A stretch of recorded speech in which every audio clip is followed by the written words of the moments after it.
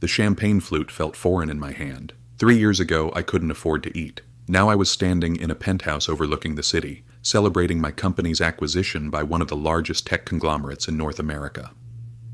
Mr. Vale, the investors from Singapore would like a word. My assistant Marcus appeared at my elbow with his ever-present tablet. Tell them 5 minutes, I said, scanning the crowd.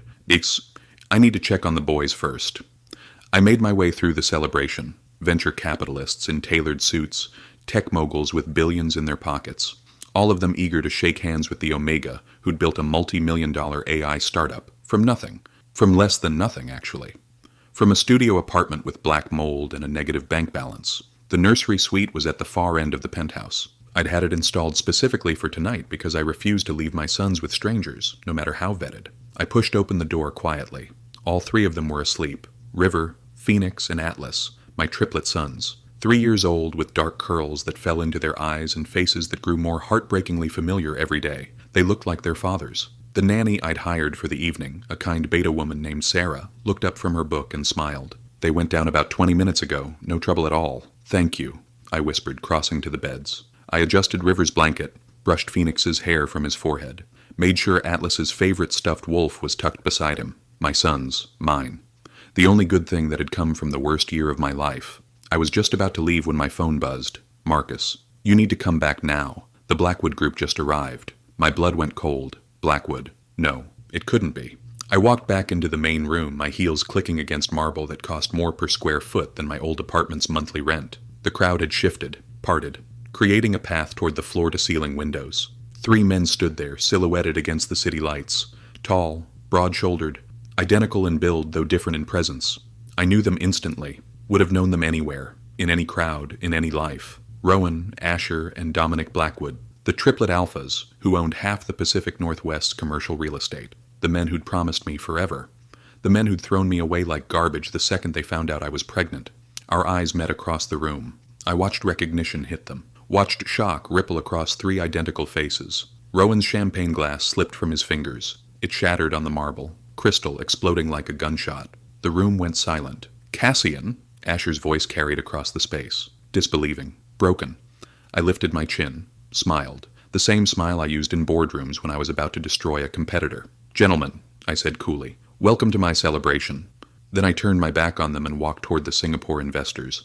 Let them stand there and watch me shine. Let them see exactly what they'd thrown away. 3 years earlier. You're pregnant. The words hung in the air of the penthouse suite. Not my penthouse. Theirs. The Blackwood triplets' private residence in the most exclusive building in Seattle. I'd lived here for 6 months. 6 perfect, impossible months where I'd actually believed the fairy tale. 3 alphas. 1 omega. A bond so rare it made headlines when the press found out. Now I stood in their pristine living room holding a positive pregnancy test and watched my fairy tale shatter. How? Dominic demanded. He was pacing, his usual calm completely gone.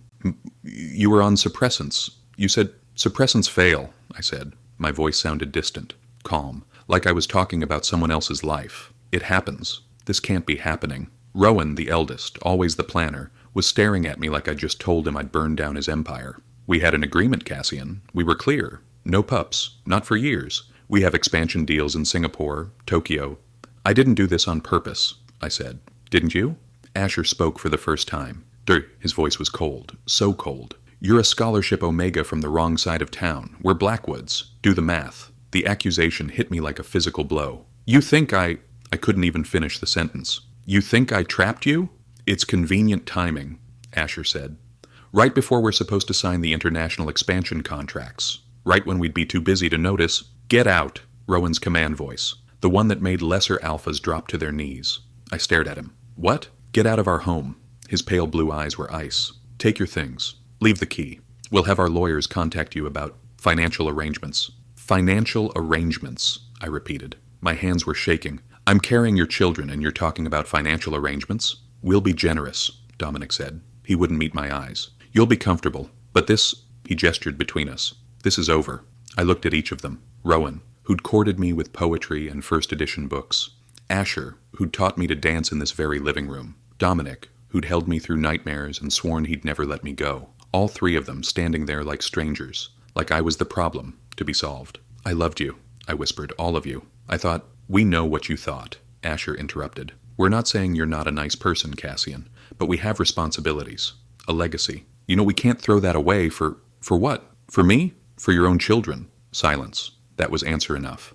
I set the pregnancy test on their expensive coffee table, walked to the bedroom, our bedroom, and packed the few things that were actually mine. Clothes I'd brought from my old apartment, books, a photo of my mother, everything else they'd given me. I left it all. When I walked back through the living room, they were sitting together on the couch, united. The Blackwood triplets, unbreakable, and I was alone. The lawyers will be in touch, Rowan said. I didn't answer. I just left. The elevator ride down from the penthouse felt like falling. 42 floors. 42 floors of my life shattering around me. When I stepped out onto the street, it was raining. Of course it was raining. I didn't have a car anymore. Had sold it months ago when I moved in with them. Why would I need one when they had drivers? I started walking. As I walked all the way across the city to the only place I could afford, a studio apartment in a building scheduled for demolition, 300 square feet, mold on the walls. But it was mine. I sat on the floor that night and cried until I couldn't breathe. Then I made a decision. They didn't want me? Fine. They didn't want their children, their loss. I was going to survive this. Not just survive, thrive. I was going to build an empire of my own. And when they saw me again, they were going to regret every single word they'd said. Present day. The celebration. The Singapore investors wanted to discuss AI ethics. I gave them 30 minutes of brilliant conversation while my mind spun with the knowledge that 3 alphas were watching me from across the room. I could feel their eyes, feel the bond trying to reach across the space between us. I'd never severed it completely. Couldn't. Not when I was pregnant with their children. The bond had stretched, and weakened, gone dormant, but it was still there. A whisper of what we'd been. Mr. Vale, that's a fascinating perspective on algorithmic bias, the lead investor said. I'd love to continue this conversation over dinner next week. My assistant will coordinate, I said smoothly, shaking his hand. The moment he walked away, I felt a presence behind me. I didn't need to turn around to know who it was. Cassian, Dominic's voice. Still smooth, still careful. Please, just give us 5 minutes. I'm busy, I said without turning. This is my party. We need to talk. We did talk. 3 years ago. I believe the conversation ended with you throwing me out of your penthouse. I started to walk away. A hand caught my wrist. Not roughly, but firmly. Rowan. Don't touch me, I said quietly. He dropped my hand like I'd burned him. I'm sorry, Cassian, you look successful? I turned to face them finally. All 3 of them. They looked older and tired. Rowan had gray at his temples. Asher had lines around his eyes. Dominic looked like he hadn't slept in months. Healthy? Happy? All of those things, Asher said. His voice was hoarse. You're breathtaking. And you're trespassing. I smiled. Sharp. This is a private event. I didn't invite you. We own 10% of the Blackwood Acquisitions Group that just bought your company, Rowan said. We were invited as stakeholders. My stomach dropped. They owned part of the company that had just acquired mine. Then I'll have my lawyers file the proper complaints about conflict of interest, I said. Now, if you'll excuse me. Are you alone? Dominic blurted out. I mean, do I have what? An alpha? A mate? I laughed. It wasn't a nice sound. That's none of your business. Cassian, please. Rowan stepped closer. We were wrong. 3 years ago, we were young and stupid and terrified, and we made the worst mistake of our lives. You were 28, Rowan. Not children. You were grown men who made a calculated decision. I met his eyes. You calculated I wasn't worth the inconvenience. We were idiots, Asher said. We've spent 3 years trying to find you. Do you have any idea how many private investigators? I didn't want to be found. We wanted to make it right, Dominic said. To apologize. To what? I interrupted. Take it back. Rewind time. You can't. We know, Rowan said quietly. But we can try to. Daddy, the small voice cut through the tension like a knife. I spun around. River stood in the doorway to the nursery suite, rubbing his eyes. His dark curls were a mess. His favorite wolf toy dangled from one hand. Daddy, I had a dream, he said, walking toward me. You said you'd be close. The world stopped spinning. I watched 3 alphas' faces as they looked at the child. Really looked. River was the spitting image of them. The same bone structure, the same pale blue eyes, the same expression of serious determination even at 3 years old. River, I said gently, crouching down.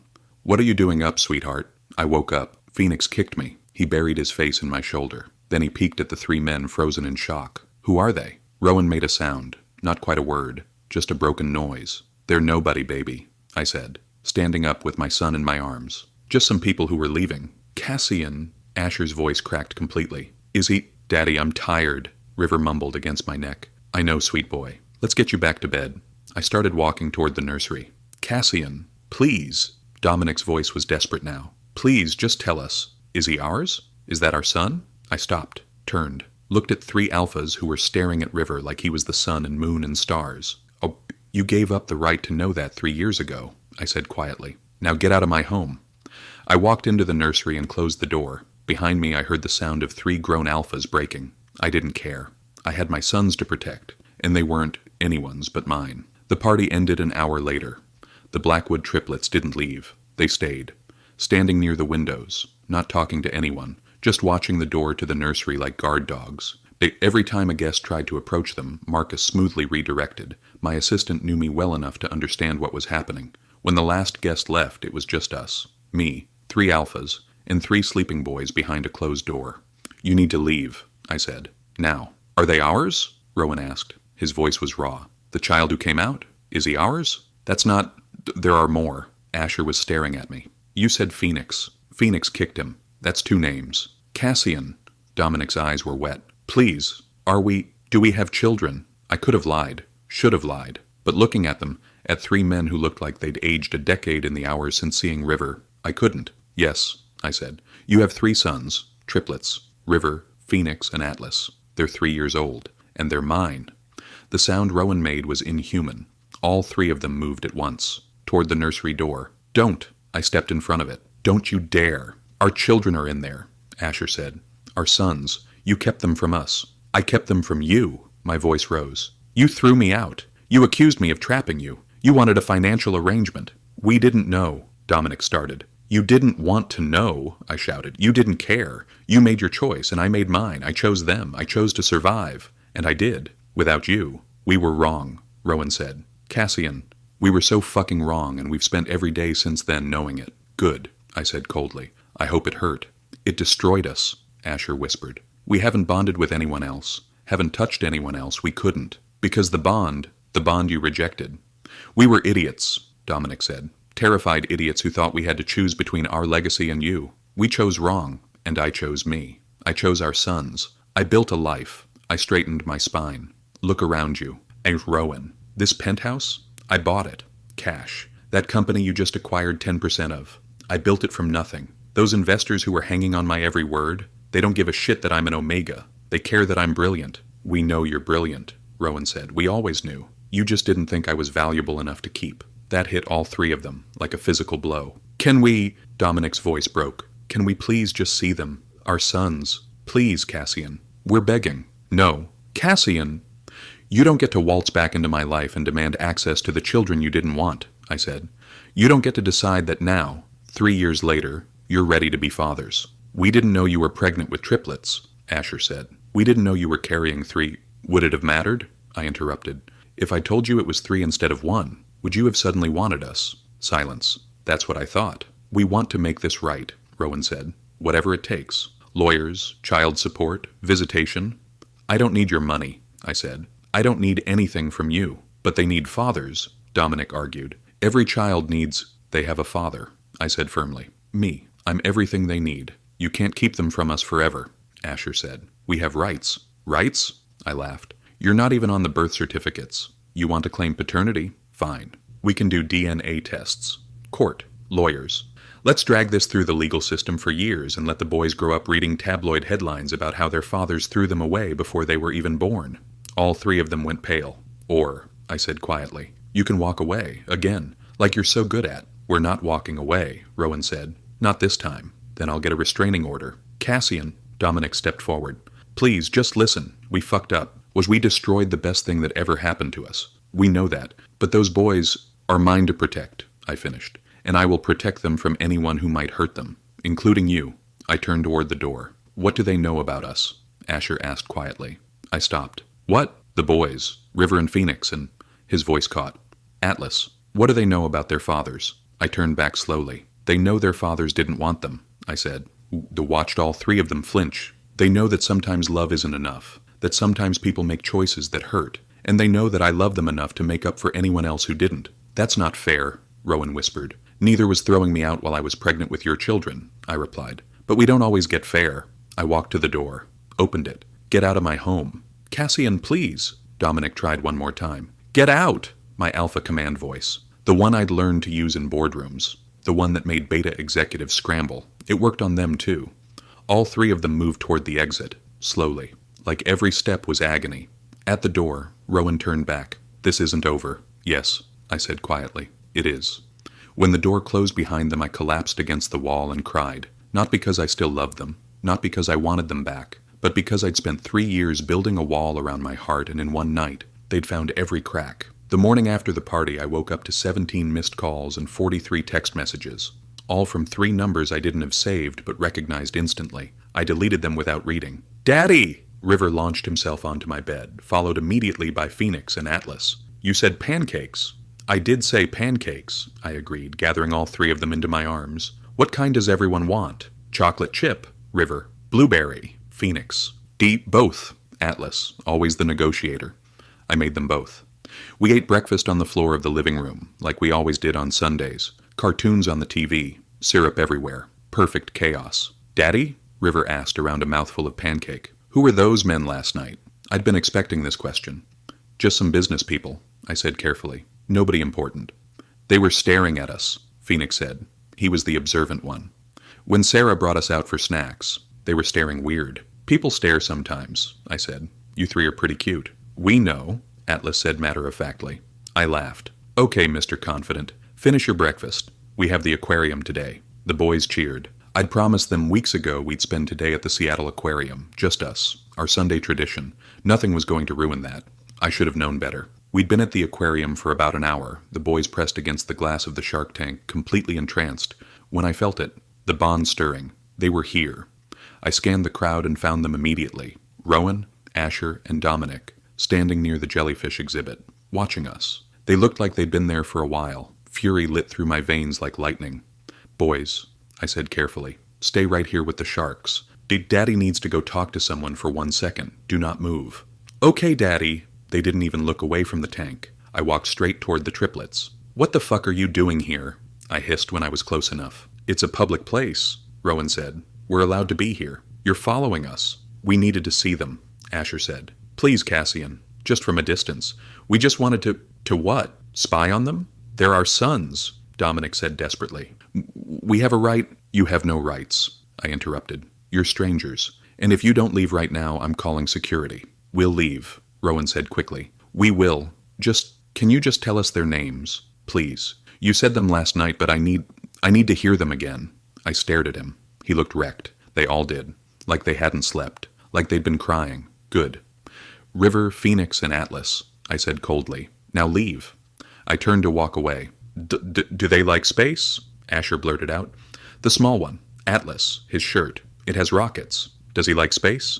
I stopped. Looked back. Yes, I heard myself say. He wants to be an astronaut. And River, the wolf toy. He loves wolves. Sleeps with that stuffed one every night.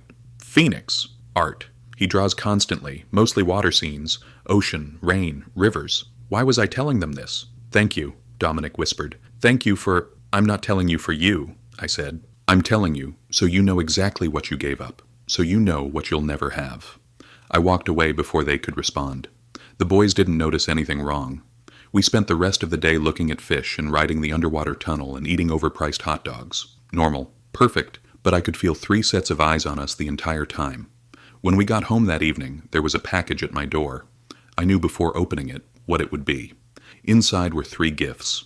A telescope for Atlas, a collection of wildlife photographs for River, a professional art set for Phoenix, and a note. We're not going to give up. We lost 3 years. We won't lose another day. Give us a chance to prove we've changed. *R A D*. I threw it all in the trash. Well, almost all. I gave the boys their gifts. Where did these come from, Daddy? River asked, clutching the wolf photography book. Secret admirers, I said lightly. Someone who thinks you're special. It wasn't a lie. That night after the boys were asleep, I sat in my home office and stared at my phone. 32 new messages. I opened one. Just one. Rowan, I'm sorry. I know that's not enough. I know we can never take back what we did, but I'm begging you. Please, let us try. Let us be fathers. We'll do anything. I typed out a response. You should have thought about that 3 years ago. I hit send, put the phone on silent, cheered, and went to bed. The next 3 months were psychological warfare. The Blackwood triplets were everywhere, at the park where I took the boys every Saturday. At the grocery store I always went to on Tuesday afternoons. At the coffee shop where I worked while the boys were in preschool. Never intrusive. Never crossing the line. Just there. Watching. Hoping. It was driving me insane. "You should get a restraining order," Marcus said one afternoon. We were reviewing quarterly projections, but my attention kept drifting to the window where I could see a familiar black SUV parked across the street. They'd been there for 2 hours. "On what grounds?" I asked. "They haven't threatened us. Haven't approached the boys. They're just existing in the same spaces we do. It's creepy. It's pathetic," I corrected. But it was also effective, because the boys had started noticing. "Daddy?" Phoenix asked one evening. "Those men, the ones who are always around, why do they keep looking at us?" "I don't know, sweetheart," I lied. "River thinks they're guards," Atlas volunteered. "Like bodyguards. Because we're important." My heart clenched. "You are important," I said firmly. "The most important people in the world." That night I finally broke down and called my lawyer. "I need advice," I said. "The biological fathers of my children have discovered their existence and won't leave us alone. Are they harassing you?" "Not exactly. They're just present. Everywhere. All the time." "Have you considered allowing supervised visitation?" she asked gently. "Cassian, I know you're angry. You have every right to be. But legally, if they pursue paternity—" "I don't care about legally," I interrupted. "I care about protecting my sons from alphas who didn't want them." "Did they know about them?" I was quiet. "Cassian?" "I was pregnant when they ended the relationship," I admitted. "They knew I was pregnant. They chose to walk away." "But did they know it was triplets? Did they know you'd kept them?" "No," I said quietly. "I ran. I changed my name legally. I hid. Then they have a case for claiming they were denied access," she said carefully. Court might look at this and say both parties made mistakes." "I didn't make a mistake," I said coldly. "I survived." "I understand. But Cassian, if they take this to court, and it sounds like they will, you need to decide what you actually want. Do you want to keep them completely away, or do you want control over how they're involved?" I didn't answer, because I didn't know anymore. The breaking point came on the boys' 4th birthday. I'd rented out a small indoor playground and invited their preschool friends, kept it simple and joyful and perfect. We were halfway through cake when they walked in. Not all 3, just Rowan. He stood in the doorway, looking absolutely terrified, holding 3 wrapped presents. Every parent in the room turned to look. Whispers started. I set down my plate and walked over to him. "Get out," I said quietly. "I know I have no right to be here," Rowan said. "But it's their birthday. Our son's birthday. I can't miss another one." "You've already missed 3. "I know." His voice cracked. "That's 3 too many. Please, Cassian. I'm not asking to stay. I'm not asking for anything except to give them these gifts and wish them happy birthday." I looked at the presents in his hands. "What are they?" "Books," he said. "About space and wolves and art. And 3 letters. One for each of them. For when they're older." "Letters saying what?" "That we're sorry. That we were wrong. That we—" He stopped, swallowed hard. "That we love them even though we haven't met them. That we always will." My hands were shaking. "Please," Rowan whispered. 30 seconds. That's all I'm asking."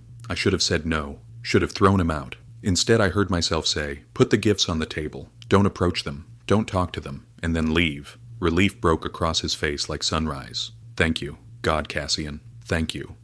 He walked to the gift table, set down 3 perfectly wrapped boxes, stood there for a moment watching 3 little boys who didn't know he existed. River was showing off a new drawing to his friends. Phoenix was organizing the leftover cake by color. Atlas was building a tower out of plastic cups. Rowan's eyes filled with tears. Then he turned and left without a word. I stood there staring at 3 gifts from the father who'd thrown me away. "Who was that?" one of the other parents asked. "Nobody," I said. Nobody important." But when we got home that night and the boys tore into their presents, I watched their faces light up with joy, and I hated myself for feeling anything other than anger.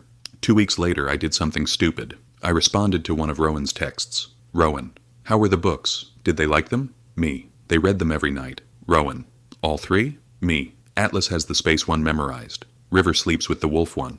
Phoenix uses the art one as inspiration." "Rowan, thank you for telling me." "Me. Don't get used to it." "Rowan, can I ask you something?" "Me. You can ask." I might not answer. "Rowan, do you hate us?" I stared at the message for a long time. "Me. I don't know anymore." "Rowan, that's better than yes." "Me. Don't push your luck." But something had shifted. I started responding.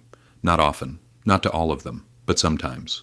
Asher would ask what the boys liked to eat, and I'd tell him. Dominic would ask about their schedules, and I'd send him a photo of the calendar. Small things. Meaningless things. But they added up.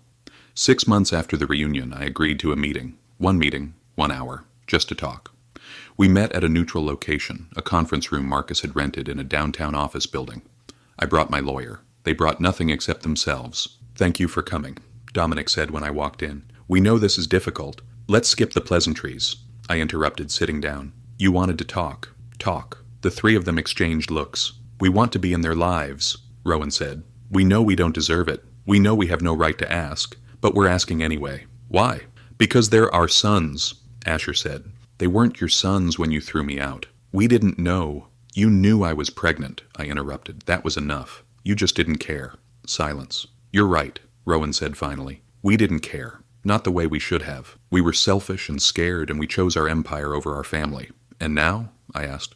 "What's changed? You're still billionaires. Still running your company. Still living the same life. We're miserable," Dominic said bluntly. "We've been miserable for 3 years. Every business success feels empty. Every deal we close means nothing, because we know what we lost."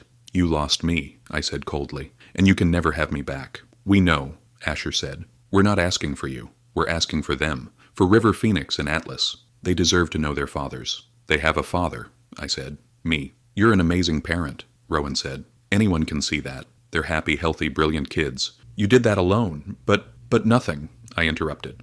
"I don't need your validation, and they don't need your DNA connection." "What about biology?"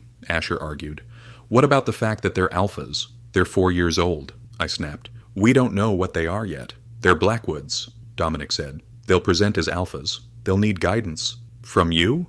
I laughed bitterly. 3 men who abandoned them. "We made a mistake," Rowan said. "The biggest mistake of our lives. But we can't change the past.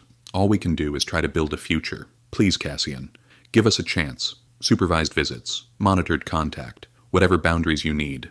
I looked at my lawyer. She nodded slightly. This was reasonable. More than reasonable. "I need to think about it," I said, standing up. "How long?" Dominic asked desperately. "As long as it takes." I walked to the door, stopped, turned back. "You want to know what you actually lost? It's not me. It's them. It's bedtime stories and first steps and nightmare comfort. It's 3 little boys who think the sun rises and sets with their daddy, because that's all they've ever known." I opened the door. "You gave that up," I said quietly, "and I will never forgive you for it. Whether I let you try to earn it back is something I'm still deciding." I left them there. In my car, I broke down crying, because I'd been so angry for so long, and I was tired. I was so fucking tired. But that night, I did something I'd avoided for 4 years. I looked at old photos, me and the triplets, from before, when we'd been happy. Rowan reading to me in bed, Asher spinning me around our kitchen, Dominic and I watching the sunrise from their penthouse balcony. We'd been in love, really, truly in love. And then I'd gotten pregnant, and it had all shattered. I looked at the boys sleeping in their beds. River had Rowan's serious expression. Phoenix had Asher's artistic soul. Atlas had Dominic's quiet intensity. They were made of me and them. And they deserved to know half of themselves, didn't they? I pulled out my phone, stared at the messages. 3 men begging for a chance. I started typing, then stopped, then started again. Me. 1 visit. Supervised, 2 hours, next Sunday at 2 p.m. My penthouse. If you fuck this up, you never get another chance. 3 responses came within seconds. Rowan. Thank you. Asher. We won't fuck it up. Dominic. We'll be there. Thank you, Cassian. Thank you. I put the phone down and stared at the ceiling. What was I doing? Letting them back in? Giving them a chance to hurt my boys the way they'd hurt me? Or giving my sons a chance to know their fathers? I didn't know. I wouldn't know until Sunday, and maybe not even then. Sunday arrived too quickly, and not quickly enough. I told the boys we were having visitors. Special visitors who wanted to meet them. "Are they important?" River asked. "Very important," I said. It wasn't a lie. At exactly 2 p.m. the doorbell rang. I opened it to find 3 alphas, who looked like they'd been dressed by professional stylists. Casual but perfect. Unthreatening but presentable. "Come in," I said. "But remember the rules. 2 hours. No touching without permission. No making promises you can't keep. And if any of them get upset, you leave immediately." "Understood," Rowan said. They stepped into my home, my space, my sanctuary that I'd built without them. The boys were in the living room playing with blocks. They looked up when the triplets entered. For a long moment, nobody spoke. Then Atlas, my fearless little astronaut, walked right up to them. "Are you our daddies?" he asked. The sound Rowan made was wounded. "Yes," Asher said, crouching down to Atlas's level. "Yes, we are." "Daddy said you lived far away," Phoenix said, holding his stuffed wolf protectively. "We did," Dominic said carefully. "But we're here now." "Are you staying?" River asked, always the direct one. "We'd like to," Rowan said. If that's okay with you, and with your daddy. 3 small faces turned to look at me. I saw the question in their eyes. Is it okay? Do we let them in? It's up to you, I said quietly. They're here because they want to know you, but you don't have to talk to them if you don't want to. Atlas tilted his head, studying Rowan. You look like us. You look like me, Rowan corrected gently. All 3 of you. We're triplets, Phoenix informed him proudly. That means we came out together. We know, Asher said. It makes you very special. We know, River said matter-of-factly. Daddy tells us all the time. The boys went back to their blocks after that, just playing. Like 3 strange men weren't watching their every move with desperate intensity. Slowly, carefully. The triplets sat down on the floor nearby. Not close, not pushing, just present. What are you building? Dominic asked after a while. A rocket ship, Atlas said, for going to Mars. Can I help? Atlas looked at me. I nodded slightly. Okay, Atlas said, but you have to follow the design. And just like that, barriers started to fall. Rowan helped River sort blocks by color. Asher listened to Phoenix explain his elaborate space station design. Dominic carefully followed Atlas's precise instructions. I watched from the kitchen, coffee cup in hand, heart in my throat. They were good with them. Patient, gentle, genuinely interested. Everything I'd needed them to be 4 years ago. 2 hours passed like minutes.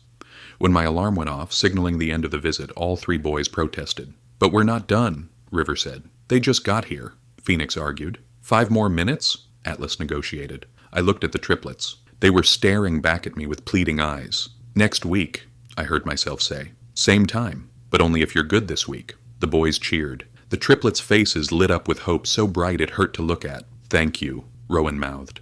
I didn't respond, just watched them say careful goodbyes to 3 boys who were already asking when they could come back. When the door closed behind them, Atlas turned to me. I like them, Daddy, he said. Me too, Phoenix agreed. Can they come every week? River asked. I knelt down, gathered all 3 into a hug. We'll see, I said, because I didn't know. I didn't know if I could do this. Let them in. Risk my boys' hearts. Risk my own. But as I watched 3 little faces light up with excitement, talking about how cool it was to have 3 daddies, I realized I might not have a choice. The boys had already decided. Now I just had to figure out if I could live with it. To be continued. Wait. There is no to be continued. Because this isn't that kind of story. This is the story where I tell you the truth. The visits continued. Every Sunday. 2 hours. Like clockwork. The boys loved them. Looked forward to them. Started calling Rowan, Asher, and Dominic by name. Rowan says wolves migrate in packs, River would tell me excitedly. Asher brought me new paints, Phoenix would show me proudly. Dominic explained how rockets work. Atlas would babble about orbital mechanics. And every week I watched my sons fall a little bit more in love with 3 men who'd thrown them away before they were born. It killed me. But I let it continue because my therapist, yes, I got a therapist after that first visit, told me something important. Your anger is valid, she said, but using your sons as punishment isn't. She was right. So I let them come. Let them build relationships with 3 little boys who deserved to know their fathers, but I never forgave them. 6 months after the first visit, we were at the boys' first soccer game. All of us. Me in the bleachers with my laptop, trying to work between cheers. The triplets on the sidelines, shouting encouragement like they'd been doing this for years. Atlas scored a goal and all 3 of them erupted, jumping, celebrating, acting like real fathers. They're good with them, Marcus said. He'd come to support the boys, being the closest thing they had to an uncle. They should be, I said coldly. They've had 6 months of practice. Cassian, don't. I closed my laptop. Don't tell me I should forgive them. Don't tell me this is good for the boys. I know it's good for the boys. That's why I allow it. But it's not good for you. I didn't answer, because he was right. Watching them be the fathers they should have been from the beginning was torture. After the game, River's team won. We all went for ice cream. The boys' request, while I sat at one table. The triplets at another with the boys between us. Geographic compromise. Daddy! Atlas ran over. Rowan wants to know if we can have a sleepover at their house. My blood went cold. Absolutely not. But Dad, I said no, Atlas. My alpha voice, the one I rarely used. Now go finish your ice cream. He trudged back, disappointed. Rowan caught my eye, nodded understanding.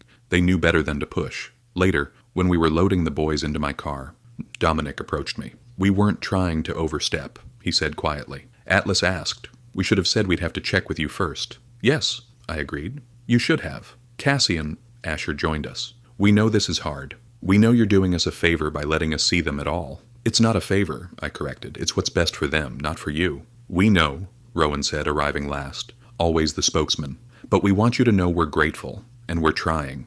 To be better. To earn. You can't earn forgiveness for what you did, I interrupted.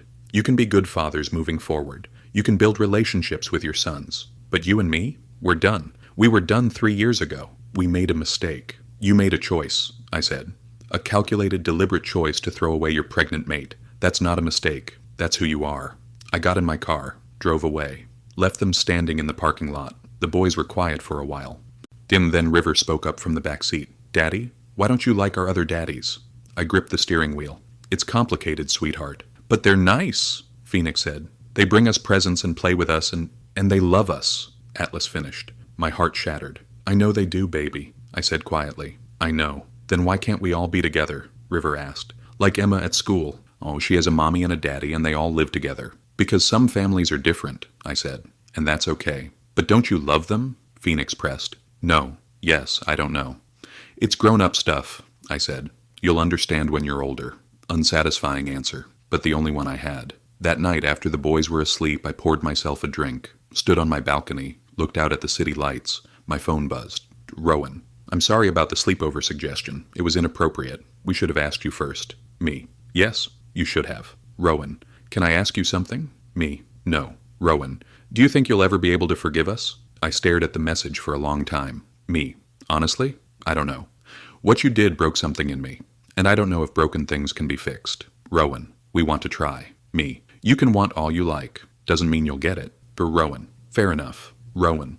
For what it's worth, watching you with them, you're an incredible father. They're lucky to have you. Me. They deserved 2 parents from the beginning. Rowan. I know, and I'll spend the rest of my life regretting that they didn't have that, that we didn't give that to them, to you. I didn't respond, just put my phone down and finished my drink. 1 year after the first visit, the boys were 5 now, old enough to have opinions, on strong opinions. We want to have a birthday party with all our daddies, River announced. You have 1 daddy, I said carefully. You have me. Rowan, Asher, and Dominic are your fathers, different thing. But we want all of you there, Phoenix clarified. We'll have 2 parties then, I suggested, one with me, one with them. No! All 3 shouted in unison. Atlas crossed his little arms. That's not fair. Emma has birthday parties with both her parents. Why can't we? Because Emma's parents are together, sweetheart. We're not. Why not? River demanded. Because some people aren't meant to be together. But you're our parents, Phoenix argued with 5-year-old logic. You're supposed to be together. I didn't have an answer for that, so I compromised. 1 party, all of us. But I made it clear to the triplets. We were not a family. We were co-parents. And there was a difference. The party was at a trampoline park. The chaos and joy and 30 screaming children. I stayed on one side with the other parents. The triplets stayed on the other side with the boys. Geographic separation maintained. But then Atlas fell, tripped during a game and split his lip. Both sides moved at once. We collided at the first aid station. Let me see, I said, tilting Atlas's chin up. Is he okay? Dominic hovered anxiously. It's just a split lip, I said, dabbing it with antiseptic. He'll be fine. Are you sure? Should we take him to urgent care? Asher asked. For a split lip? No, he's fine.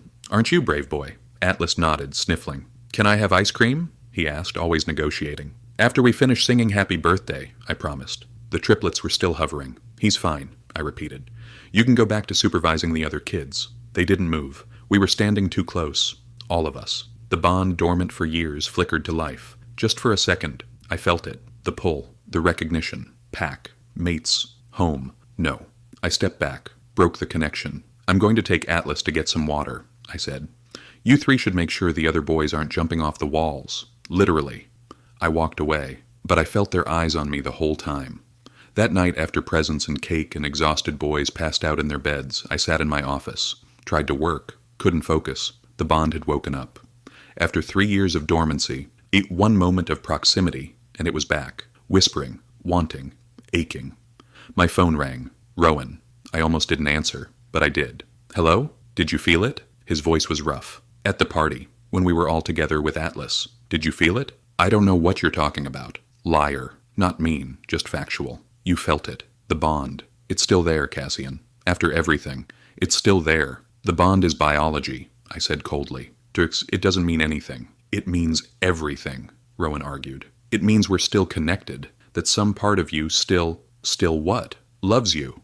I laughed bitterly. I loved you 3 years ago. You threw that away. We made a mistake. Stop calling it a mistake, I shouted. Then quieter. Stop. Please. It wasn't a mistake. It was a choice. You chose your empire over your family. Own it. Silence. You're right, Rowan said finally. We chose wrong. We own that. But Cassian, we're different now. These visits, watching you parent, seeing what we missed, it changed us. Good for you. We want another chance. Not just with the boys. With you. No. Cassian. No, I repeated firmly. You get the boys. 2 hours every week. That's it. That's all you get. Because that's what's best for them. But you don't get me. You lost that right. We're still bonded. Biology, I interrupted.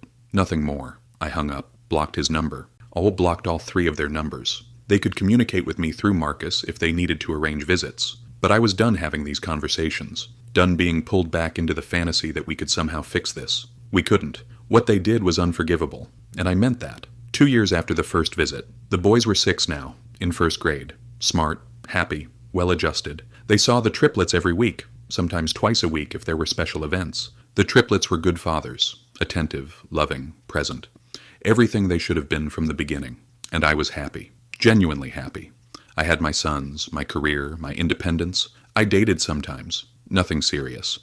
But I was open to it. The bond with the triplets had quieted again. Still there, but manageable. I'd built a good life. Then the boys came home from a visit with news. Rowan says he wants to take us on vacation, River announced. To space camp. My stomach dropped. For how long? A week, Atlas said excitedly. In the summer. Can we go, Daddy? Please? I texted Marcus immediately. Me. Did you know about this vacation plan? Marcus. Yes. Rowan asked me to mention it to you. I was going to bring it up tomorrow. Me. Without asking me first? Marcus. He thought the boys asking would be better. Manipulative bastard, I muttered. What, Daddy? Phoenix asked. Nothing, sweetheart. Let me think about the vacation, okay? They grumbled, but agreed. That Sunday, instead of leaving after the visit, I asked the triplets to stay. We need to talk, I said, once the boys were in their room playing. About the vacation, Rowan said. Not a question.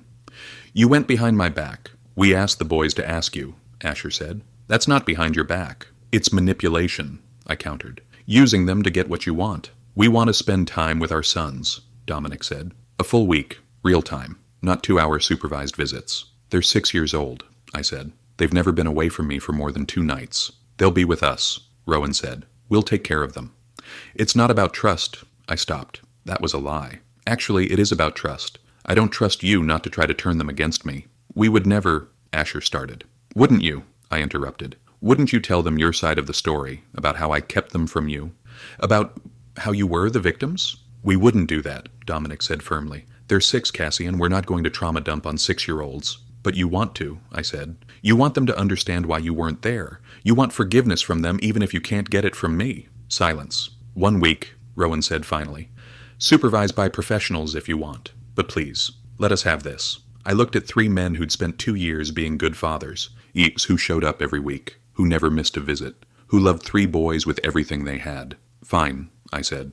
1 week. But I'm coming too. What? You heard me. You want a vacation with them? Fine. But I'm coming. Separate accommodations, my own schedule, but I'm not letting them out of my sight for a full week. Take it or leave it. They took it. The space camp vacation space camp was in Alabama. I booked myself a hotel room 5 miles from where the triplets were staying with the boys. The boys were in heaven, learning about rockets, experiencing zero-gravity simulations, meeting astronauts. I participated in some activities, skipped others to work remotely, but I was always there for dinner, always there to tuck them in at my hotel, then drive them to the triplets' rental house. It was working, compartmentalized, safe, until the 4th night. So I was having dinner with the boys at the rental house, a compromise we'd reached, when Atlas asked the question I'd been dreading. Daddy, why don't you love Rowan and Asher and Dominic?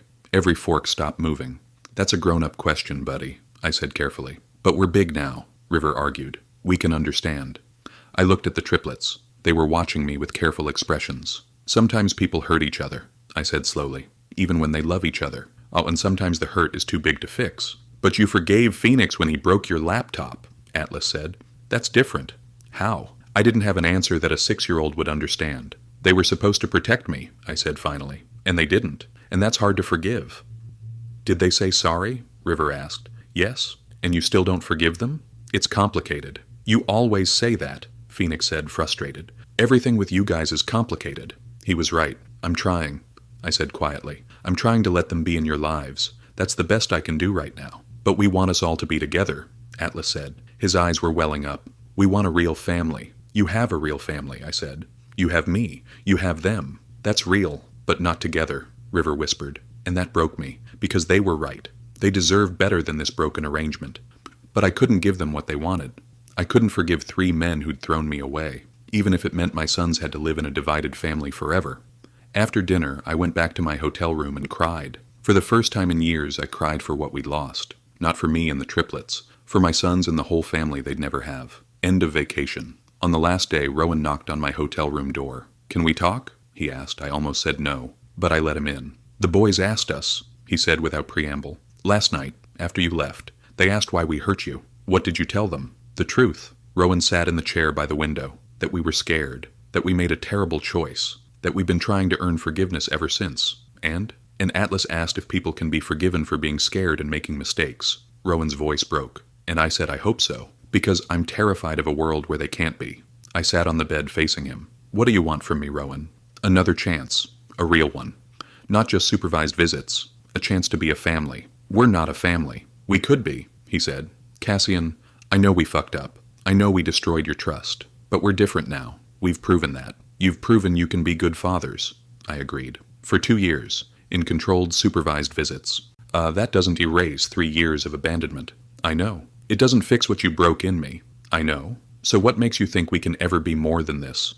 Rowan looked at me with red-rimmed eyes. Because I still love you, he said simply. We all do. We never stopped. And I hope, that somewhere under all that anger, you might still love us too. I stared at him. Did I? Did I still love 3 men who'd thrown me away? It doesn't matter, I said finally. Love isn't enough. You taught me that. We were wrong. Yes, you were. But the damage is done. I stood up. This is what you get, Rowan. You get to be fathers. You get 2 hours every week, occasional vacations, school events. You get to love them and have them love you back. But you don't get me, because I won't survive being thrown away again. We wouldn't. You already did, I interrupted. Once was enough. I walked to the door, opened it. It's time for you to go. Rowan stood slowly, walked to the door, paused. I meant what I said, he told me.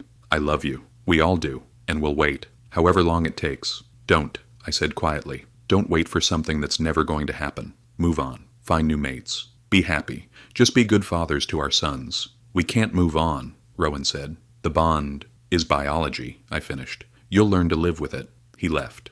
And I closed the door on any possibility of us. True forever. 3 years after that first visit. The boys are 9 now. They see the triplets 3 times a week. Overnight visits sometimes. Holidays split evenly. We have a system that works. And I'm happy. Really. Genuinely happy. I'm dating someone. A kind beta named Sebastian who makes me laugh and doesn't care about packs or bonds or any of it. It's easy. Uncomplicated. The boys like him. The triplets hate him. But they don't say anything. Because they know their place now. The first time the boys met Sebastian was a Sunday brunch. I'd told the triplets the night before. I'm seeing someone, I said casually after a drop-off. The boys will meet him tomorrow. Thought you should know. I watched 3 faces go pale. You're seeing someone? Asher repeated. Yes. We've been together for 2 months. It's getting serious. But the bond, Dominic started, is dormant. Has been for years. This doesn't affect your relationship with the boys. I left before they could respond. Sebastian met me at the restaurant with flowers. Daisies, my favorite. The boys loved him immediately. He talked to them about their interests, asked real questions, listened to their answers. Perfect. Across the restaurant I spotted a familiar black SUV in the parking lot. They were watching. Of course they were. I sent a text. Me. Stop stalking us. Rowan. We're not. We're just nearby. Domi. Go home. They didn't respond, but the SUV left. That night my phone rang. Dominic. Against my better judgment, I answered. Don't date him, Dominic said without preamble. Excuse me? Please, don't date him. Don't bond with him. Just wait. Wait for what? I asked coldly. For you? For the 3 of you to somehow earn back what you threw away? Not happening. We're trying. And I'm living, I interrupted. I'm moving forward. You should, too. We can't. That's not my problem. I hung up. Sebastian stayed. We dated for 6 months before he met the triplets officially. School event. Parent-teacher conferences. Sebastian came as my partner. The triplets came as the boys' fathers. It was awkward. Tense. But we got through it. They look at you, Sebastian commented afterward. Like you're the only thing in the world that matters.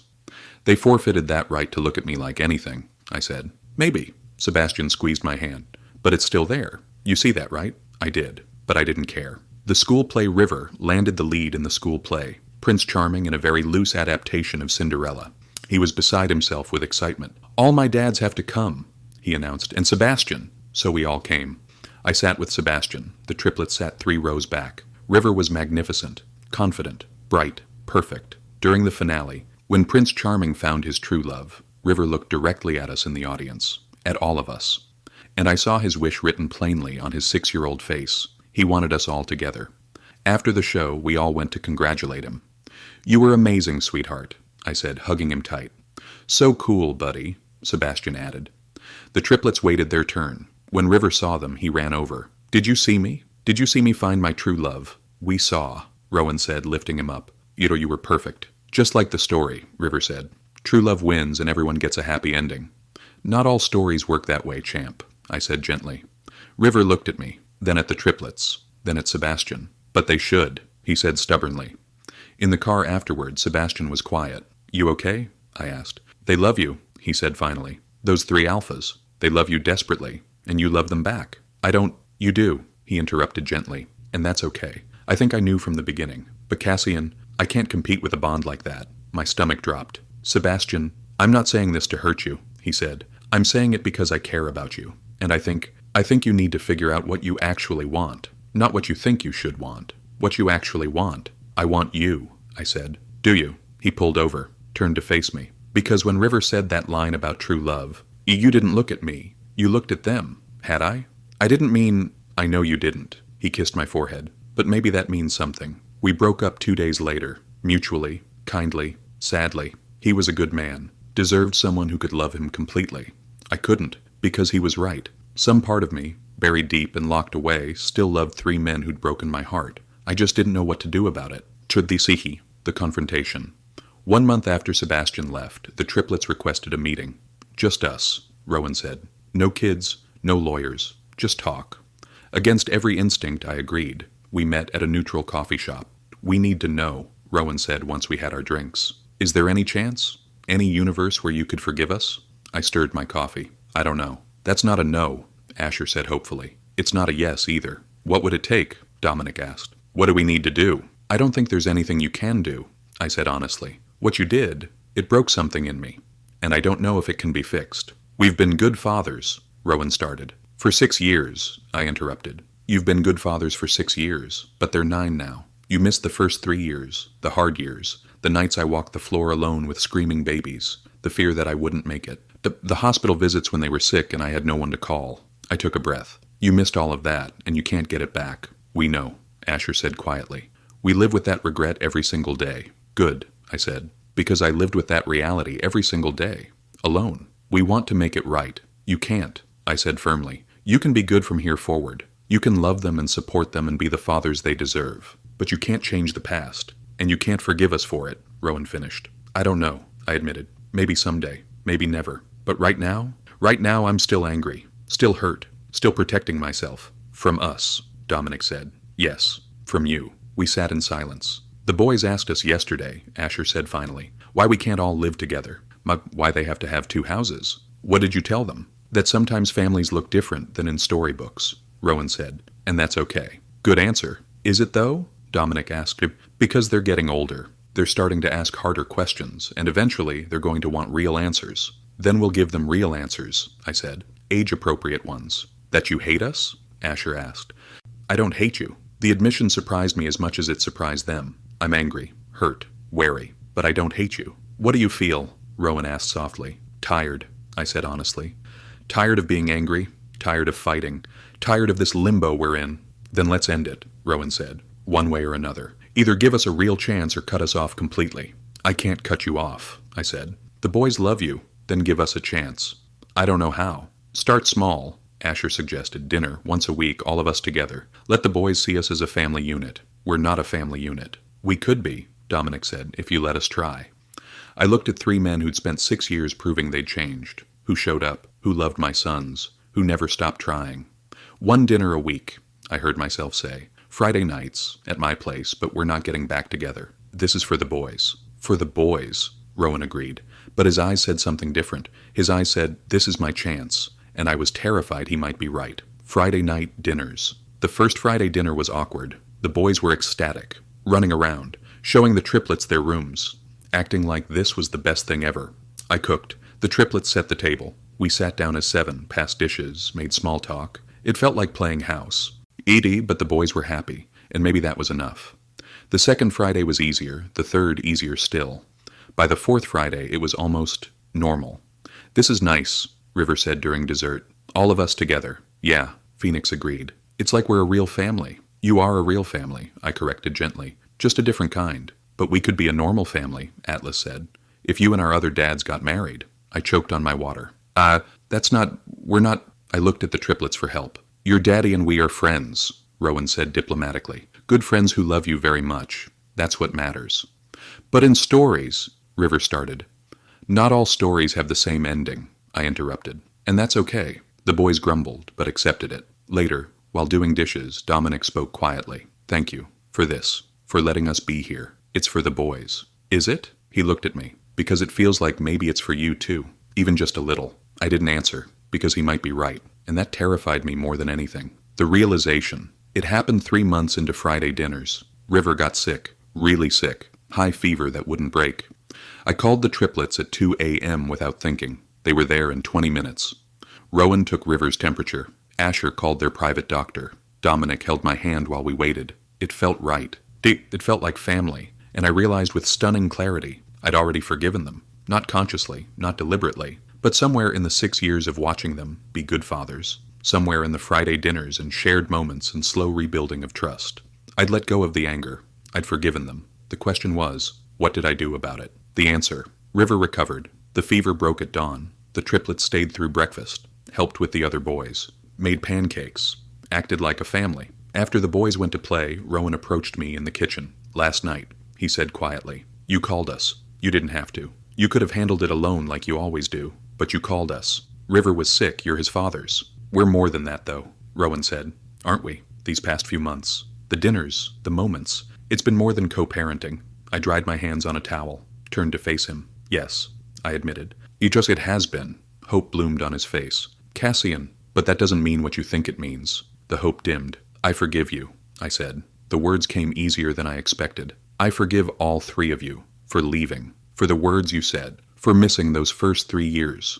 I forgive you." Then Asher had appeared in the doorway. Dominic behind him. They'd been listening. "But forgiveness doesn't mean reconciliation," I continued. "It doesn't mean I'm ready to be your mate again. It doesn't mean we're getting back together." "Why not?" Dominic asked desperately. "If you've forgiven us." "Because I built a life without you," I said firmly. "A good life. A strong life. I have my career, my independence, my self-respect. I have 3 amazing sons who I raised alone. I have pride in what I accomplished." I took a breath. "And I won't give that up. Not even for you."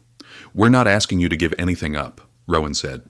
"We want to add to your life, not take from it." "Do you?" I asked. Because the last time we were together, you took everything. My home, my stability, my trust.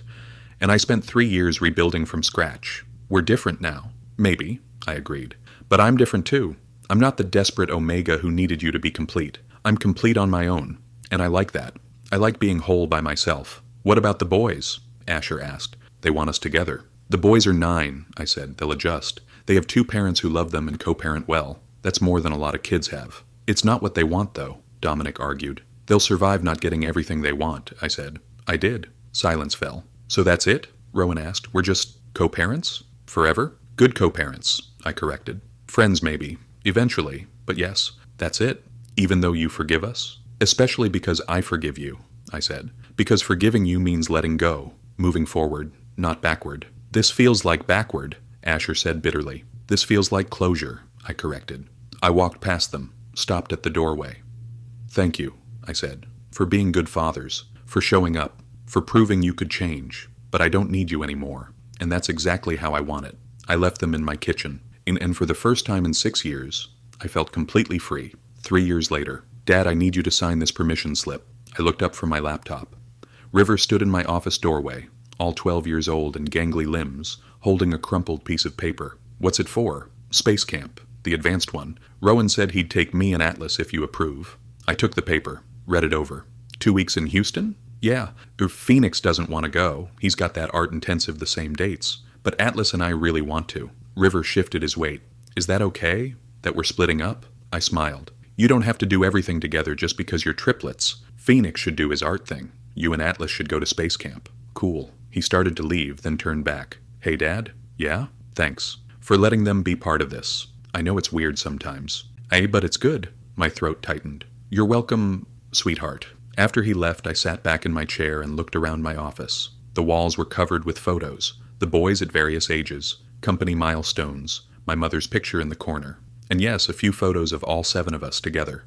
Friday dinners, holidays, soccer games. We looked like a family. We were a family. Just not the traditional kind. That evening I had dinner with Marcus. Still my assistant. But more accurately, my best friend after a decade of weathering everything together. The boys seem good, he observed, watching me push pasta around my plate. They are good. Happy. Well-adjusted. They have 2 sets of parents who actually communicate like adults. It's more than a lot of kids get. And you? I considered the question. I'm good too. Are you? Yes. And I meant it. I have a life I built. A career I'm proud of. 3 incredible sons. Is good co-parents who respect my boundaries. Marcus, I'm actually happy. No regrets? I thought about the triplets. About the bond that would always be there. Dormant but present. About the life we could have had. No regrets, I said firmly. I made the right choice. For me. Good. Marcus raised his wine glass. To choosing yourself. To choosing yourself, I echoed. Later that night, I tucked Atlas into bed. Yes, he still let me sometimes, even at 12. Dad? He asked sleepily. Do you ever wish things were different? Like that you and our other dads were together? I brushed his hair back from his forehead. Sometimes I think about how different things could have been, but then I look at what we have, what I built, what we've become, and I realize I wouldn't change it, even though we don't all live together. Even then. Because you 3 are happy. I'm happy. And that's what matters. Okay. He yawned. I think you're brave, Dad. For doing it your way. I kissed his forehead. So are you, sweetheart. So are all 3 of you. After he fell asleep, I stood in my living room and looked out at the city lights. 12 years ago, I'd been thrown away, discarded, told I wasn't enough. I'd proven them wrong. I'd built a company worth hundreds of millions, raised 3 extraordinary sons, created a life that was full and rich and entirely mine. The triplets were part of that life now. Good parts, important parts. But they weren't the center of it. I was. And that was exactly how I wanted it. I didn't need their validation, didn't need their love, didn't need anything from them except respect and co-parenting cooperation, which they gave, and it was enough. Not because I'd settled, not because I'd compromised, but because I'd chosen something better than romance or reconciliation. I'd chosen myself, and I'd choose myself again.